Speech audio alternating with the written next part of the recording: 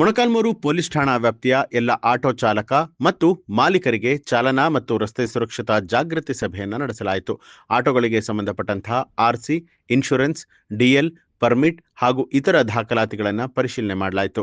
ಅಲ್ಲದೆ ಅನಾವಶ್ಯಕವಾಗಿ ಆಟೋಗಳಲ್ಲಿ ಅಳವಡಿಸಿದ್ದ sound system ಮತ್ತು ಎಲ್ಇಡಿ ಲೈಟ್ಗಳನ್ನು ತೆಗೆಸಲಾಯಿತು.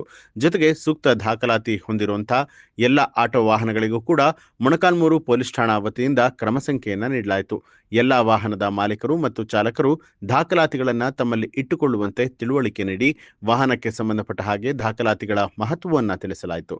ಈ ಸಂದರ್ಭದಲ್ಲಿ ಮೊಳಕಾಲ್ಮೂರು ಆರಕ್ಷಕ ಠಾಣೆಯ ವೃತ್ತ ನಿರೀಕ್ಷಕರಾದ ನಾಗರಾಜ್, ಪಿಎಸ್ಐ ಮಹೇಶ್, ಲಕ್ಷ್ಮಣ್ ಹೊಸಪೇಟೆ, ಪೊಲೀಸ್ ಠಾಣೆಯ ಸಿಬ್ಬಂದಿಗಳು ಹಾಗೆ ಪಟ್ಟಣದ ಆಟೋ ಚಾಲಕರು, ಮಾಲೀಕರು ಉಪಸ್ಥಿತರಾಗಿದ್ದರು. ಇನ್ಶೂರೆನ್ಸ್ ಯಾಕೆ ಬೇಕನ್ನೋದು ನಿಮಗೆ ಗೊತ್ತು, ನಮಗಿಂತ ಜಾಸ್ತಿ ಆಯ್ತಾ. ನಾಳೆ ಏನಾದರೂ ಹೆಚ್ಚು ಕಡಿಮೆ ಅವಘಡಗಳಾದರೆ ಕೈಯಿಂದ ಕಟ್ಟಿಕೊಡೋ ಪರಿಸ್ಥಿತಿ ಬರ್ತಾವೆ. ಅದೇನು 1 ಲಕ್ಷ 2 ಲಕ್ಷ ಅಲ್ಲ, ಅದು ಕೋರ್ಟ್ ಎಷ್ಟು ಫಿಕ್ಸ್ ಮಾಡುತ್ತಲ್ಲ ಅಷ್ಟು ನಿಮಗೆ ದುಡ್ಡನ್ನು ನೀವು ಕೈಯಿಂದ ಕಟ್ಟಿಕೊಡ್ಬೇಕು ಪರಿಸ್ಥಿತಿ ಬರ್ತಿತ್ತು. ಅದು ಆಗದೇ ಇರಲಿ ಅನ್ನೋ ಕಾರಣಕ್ಕೋಸ್ಕರ ನಾವು ನಿಮಗೆ ಆಟೋದಲ್ಲಿ ಯಾರು ಮುಖ್ಯವಾಗಿ ಯಾರು ಸಾರ್ವಜನಿಕರನ್ನು ನೀವೇನು ಸಾರಿಗೆ ಅಂತೀರಲ್ಲ ಅದರಲ್ಲಿ ಬಸ್ಸು ಬಿಟ್ಟರೆ ನೆಕ್ಸ್ಟ್ ಬರೋದೇ ನಿಮ್ಮದು ಆಟೋಗಳು. ಸೊ ನಿಮ್ಮ ನಂಬಿಕೆ ಮೇಲೆ ಮಕ್ಕಳು ಕುಂತಿರ್ತಾರೆ, ವಯಸ್ಸಾದವರು ಇರ್ತಾರೆ, ಅದನ್ನು ನೀವು ಭಾಳ ಜಾಗೃತಿಕದಿಂದ ಮಾಡಬೇಕು. ಮತ್ತು ಮಾಡಿಲ್ವಾ ಸ್ವಲ್ಪ ಇಷ್ಟು ದಿನ ಏನಾಗಿಲ್ಲಲ್ಲ ಭಾಳಷ್ಟು ಆಗಿರೋವು, ಅವು ನಿಮ್ಮ ಗಮನಕ್ಕೂ ಬಂದಿದ್ದಾವೆ ಆಯಿತಾ. ಎಷ್ಟೋ ಜನ ಜೀವನ ಕಳ್ಕೊಂಡಿದ್ದಾರೆ, ಮತ್ತು ಅಂಗವಿಕಲರಾಗಿದ್ದಾರೆ, ಆಟೋಗಳಿಂದ ಬಿದ್ದು, ಬೈಕಿಂದ ಬಿದ್ದು. ಸೊ ಅವಕ್ಕೆಲ್ಲ ಮತ್ತೆ ಕಾರಣ ಏನು?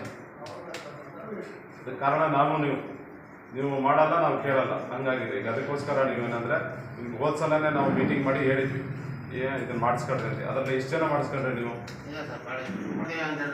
ನಂಬರ್ ಆಲ್ರೆಡಿ ಹೇಳಿದ್ವಿ, ನೀವು ಹೋಗಿಲ್ಲ.